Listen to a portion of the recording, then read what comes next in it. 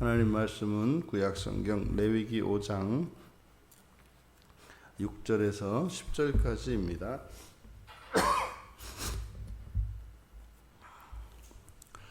같이 한 목소리로 함께 읽겠습니다. 그 잘못으로 말미암아 여호와께 속죄제를 드리되 양떼의 암컷 어린 양이나 염소를 끌어다가 속죄제를 드릴 것이요 제사장은 그의 허물을 위하여 속죄할지니라.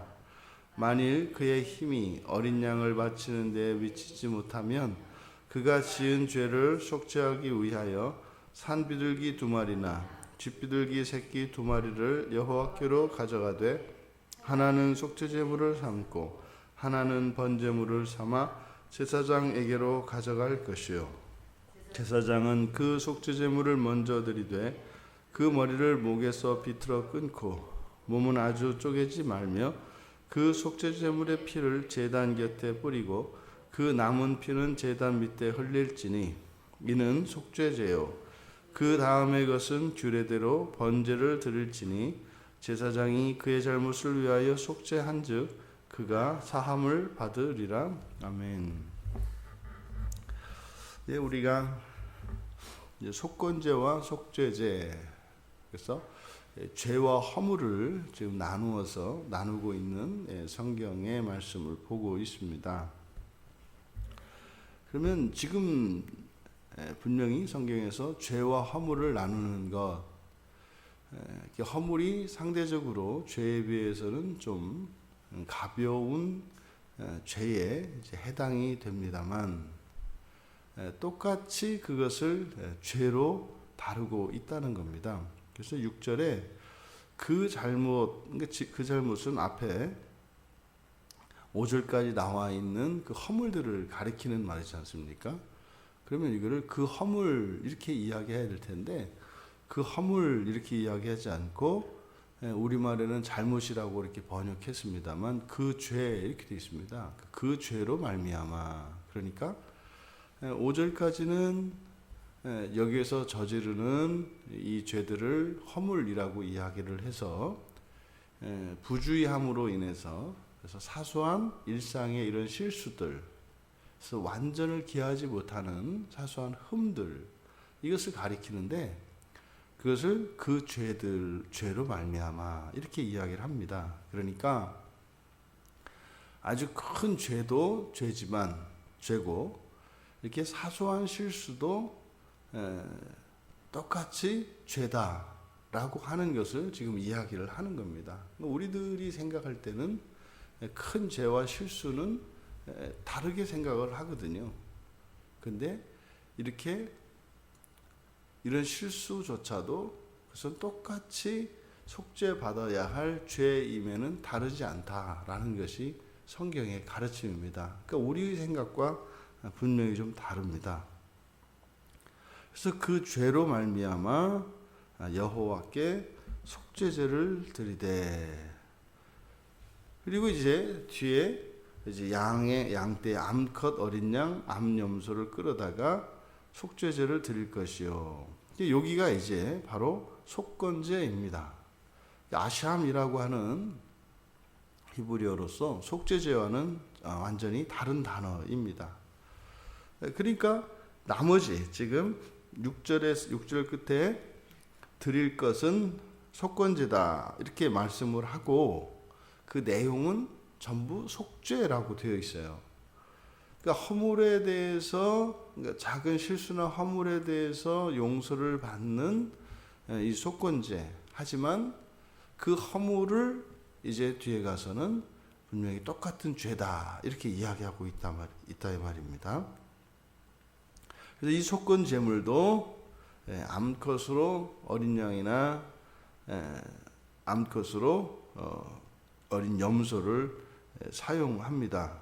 그러니까 이것은 앞에 4장 27절 이하에서 부지중에 범했던 죄, 이 죄에 대해서 이제 속죄할 때 암염소나 암양을 사용한 것은 우리가 창세기 15장에 횃불 언약과 연관을 시켜서 설명을 했던 것처럼 여기서 암염소, 암양을 사용하는 이것은 언약과 관련되어 있다. 언약과 관련되어 있다. 그러니까 지금 여기에서는 뭐겠습니까? 이거는 이제 이런 허물을 용서받는 이것에 있어서는 또 우리들이 이제 새 언약과 연결 지을 수 있습니다. 그러니까 예수님이 인류를 대표하여 맺으신 예수 그리스도의 그 언약이 우리들이 이제 그 성찬식을 통해서 우리들에게 재현이 되어지고 우리가 또 그 성찬식을 통해서 우리가 참여하고 있는 그 새 언약을 가시적으로 확인을 하게 되는 겁니다. 이 온전한 속건제는 바로 우리들의 모든 허물까지 사함을 받는 거다. 근데 지금 이 속건제에서 초점이 되는 것은 우리들 각자 개인이 우리 자신에 대한 평가가 있고 기대가 있는데 하나님의 그 기대가 무엇인지를 가르쳐 주는 것입니다. 그러니까 우리들 개인에게 작은 흠까지도 다 없앨 수 있도록 예수님께서 십자가에서 우리의 속건제물이 되어 주셨다는 거예요. 그러니까 나와 상관없이 예수님이 그렇게 했다는 것이 나와 상관이 없는 것이 아니라 그것은 나의 현재 삶에 대한 우리들의 태도가 어떠해야 하는 것을 가르쳐 주는 겁니다. 그러니까 우리가 가볍게 그냥 아니 뭐 이런 실수 이런 거 가지고 뭐 사실 그게 그렇게 피해가 되지 않을 수도 있단 말이죠. 근데 그런 것도 예수님이 대속하신 중요한 이유라고 이야기를 하는 겁니다. 그러니까 우리가 일상에서의 이런 허물과 사소한 실수들을 결코 가볍게 봐서는 안 된다라는 거예요. 그러니까 우리들이 이 세상을 살아가는 목적이 하나님 나라에 들어가는 것이고 하나님 나라에 들어간다는 것은 하나님 나라에 거주하는 하나님 백성으로서 손색이 흠이 하나도 없어지는 겁니다. 그러니까 예수님의 이 대속 사건이 단지 뭐 이렇게 엄청나게 벌 받아야 할 이런 큰 죄들, 많은 죄 이런 것만이 아니라 작은 이런 허물도 용납하지 않는다는 거예요. 이제 뭐 부대에 보면은 이제 뭐 특수부대랄지 뭐 장교랄지 이런 사람들은 훨씬 훈련의 강도가 높습니다. 왜요? 더 완벽한 군사가 되어야 하기 때문이죠. 그런 거죠. 그러니까 그리스도인의 인생을 되돌아보면 그러니까 정말 떠는 잎새에도 그냥 그렇게 바로 떨어야 되는 그런 이게 우리 그리스도인의 삶. 그러니까 죄에 대해서는 굉장히 민감해야 하는. 그러니까 작은 죄에 대해서도 괴로워하는 이게 그리스도인의 삶인 거예요. 그런데 중요한 것은 그것이 결단코 우리를 막 이렇게 죄책감에 사로잡히거나 막 그 자유를 구속당하면서 눈치를 보는 이런 게 아니에요. 담대함과 자유함으로 살아갑니다만 늘 깨어 있어서 작은 허물까지도 용납하지 않으려고 하는 이러한 삶의 자세가 그리스도인의 삶의 자세에 의해야 한다는 것을 가르쳐 주는 거예요. 그러니까 예수님이 그렇게 사신 거죠. 예수님이 그렇게 사신 겁니다. 그래서 완벽주의는 옳다. 그죠? 완벽주의는 옳다. 근데 우리가 사용하는 이런 완벽주의에 대한 잘못된 개념. 그러니까 가만히 보면은 우리가 너무나 쉽게 교회 안에서 또 일상생활에서 잘못됐다고 또 극단적이라고 우리가 생각하며 사용하는 언어들, 뭐 인본주의, 완벽주의, 이게 다 성경에 부합하는 말들이에요. 그런데 거기에 작은 잘못된 생각들이 섞여져서 그 부분만 제거해야 되는 것이지 그 어휘 자체는 성경적인데도 불구하고 맞지 않는. 그러다 보니까 이렇게 하나님 말씀으로 또 하나님 앞에서 정말 순결하기 위해서 살아가는 사람을 굉장히 극단적이고 뭐 비정상적인 사람인 것처럼 생각하는 이런 분위기. 이것은 사실 뭡니까? 이런 죄와 허물에 대해서 관용하는 분위기죠. 성경은 철저히 그런 생각에 대해서 성경은 철저하게 정죄합니다. 작은 허물도 없어져야 한다는 거예요. 근데 여기서 이제 조금 우리가 좀 궁금하고 이렇게 좀 의문의 여지가 있는 것이 이제 7절의 내용입니다. 만일 그의 힘이 어린 양을 바치는 데 미치지 못하면, 보통 이제 성경에서 제사를 드릴 때 보면 그 개인의 형편이나 이런 처지에 대해서 다 배려를 하신다는 말이죠. 그런 형편을 고려해서 그런 제물을 바칠 수 없는 어려운 처지에 있는 사람들은 이렇게 가볍게 뭐 심지어는 곡식으로 이렇게 소제를 드리기도 하고 말이죠. 또 이렇게 비둘기, 집비둘기나 산비둘기를 가지고 제물을 씁니다. 그런데 이 속건제의 경우에는 좀 다릅니다. 왜냐하면 이렇게 드리는 것을 속건제라고 합니다만 양과 염소를 대신해서 비둘기로 이제 그 제물을 대신할 때 여기 보면 하나는 속제물, 하나는 번제물이에요. 그러니까 지금 속건제이기 때문에 하나는 속건제물, 하나는 번제물 이렇게 해야 맞거든요. 근데 여기는 속건제물이라고 하지 않고 하타트, 그래서 속죄제물이라고 합니다. 그러면 속건제라고 하는 것은 그냥 이런 상대적으로 작은 죄에 해당하는 허물을 사함받기 위해서 하는 거거든요. 근데 비둘기를 드리는데 이것이 속죄 제물이 돼 버립니다. 왜 그랬을까? 오히려 우리들이 생각하기에 훨씬 죄가 큰 거거든요. 허물보다. 그러니까 그냥 속건 제물이 되면 되는데, 그리고 더 큰 염소는 속건 제물이고 왜 비둘기는 속죄 제물이라고 할까요? 이게 우리의 생각과 다릅니다. 큰 제물이면 오히려 큰 죄에 쓰이고 말이죠. 작은 제물이면 작은 죄에 쓰여야 되는데 오히려 비둘기는 속죄 제물이다 이렇게 이야기를 해요. 그러니까 지금 여기에서 죄와 허물을 나눕니다. 근데 오히려 죄는 사실은 하나님께서 일방적으로 용서해 주시는 거거든요. 죄는. 왜요? 앞에서 우리가 살펴보았던 것처럼 이 죄라는 것은 깨닫지도 못하고 있다가 하나님 말씀에 의해서 누군가가 가르쳐줘서 그거를 이렇게 속죄하게 된단 말이에요. 한 거에 대해서. 그런데 이 허물이라는 것은요, 우리가 알 수 있습니다. 부주의함으로 인해서 오는 것이기 때문에 안다고요.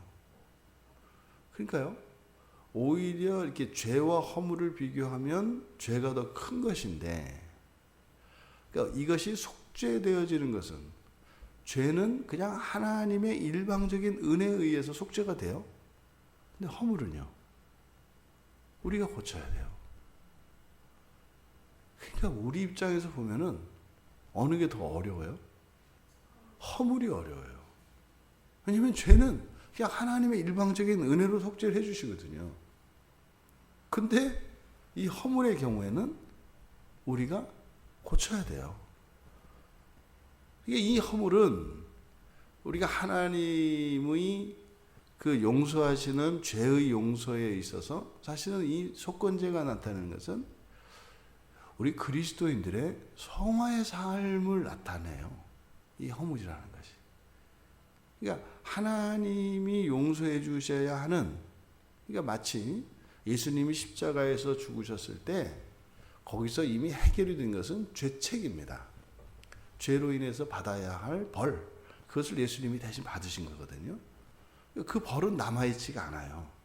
죄에 대한 벌로서, 죄에 대한 그 책임으로서 우리가 감당해야 되는 벌은 남아있지 않습니다.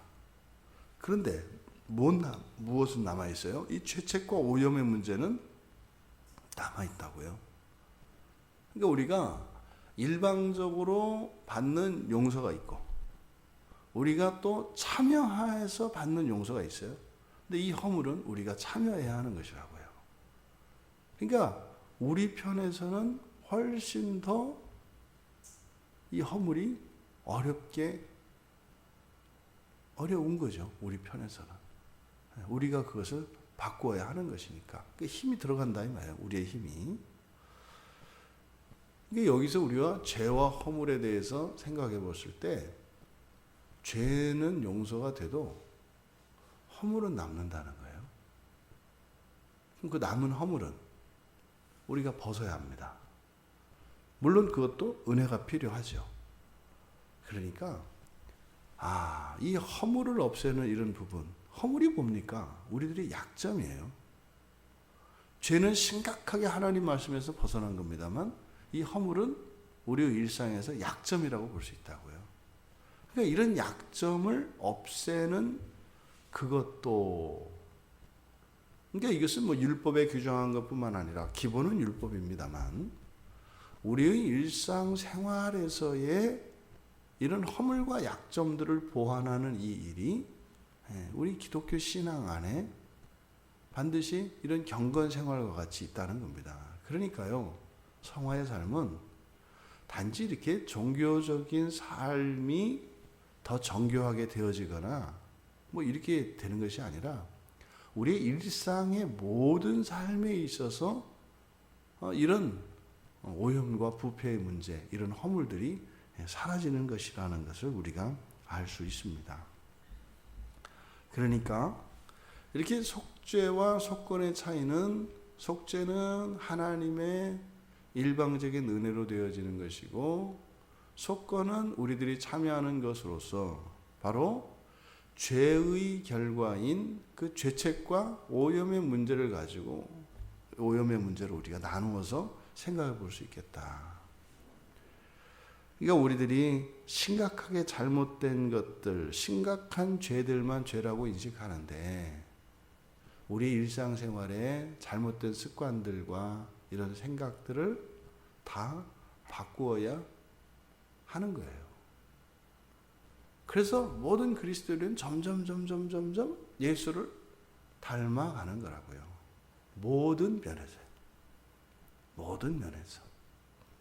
그러니까 우리가 신앙이 성숙해 가면 다 비슷비슷해져 하는 겁니다.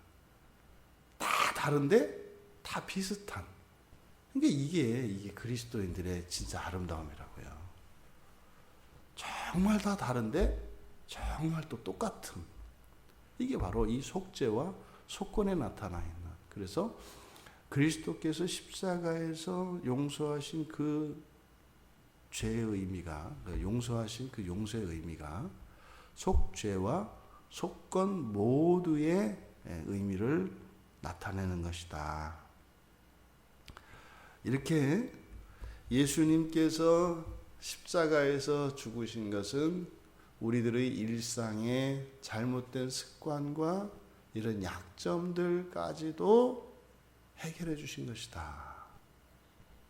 그 나머지는 우리에게 남겨져 있습니다. 그러니까 나는 큰 죄를 짓지 않는다. 그거는 이제 나는 큰 죄를 짓지 않는다. 이거는 그냥 하나님이 하신 일이고 내가 해야 되는 일은 뭐예요? 나의 모든 것을 그리스도의 장성한 분량에 이르기까지 닮아가야 하는 것입니다. 이렇게 이 제사법의 의미를 통해서 그리스도께서 대속해 주신 그것이 무엇인가를 아주 정교하게 우리에게 가르쳐 주고 있습니다. 우리들 각자가 가지고 있는 모든 영역에 이런 총체적인 완전성을 향하여 그렇게 하나님의 은혜를 구하며 또 그 은혜의 일들이 우리들 각자에게 경험되며 그렇게 날마다 더욱 그리스도의 완전에 이르는 우리 모두가 되시기를 주님의 이름으로 축원합니다. 존귀하신 하나님, 완전해서 모자란 작은 허물조차도 핑계할 수 없다고 하는 사실을 깨닫게 됩니다. 완전히 주님을 닮기까지 끊임없이 은혜를 구하며 살아가는 깨어있는 그리스도인의 삶을 사는 저희들 모두가 되게 하옵소서. 감사하며 예수님의 이름으로 기도하옵나이다. 아멘.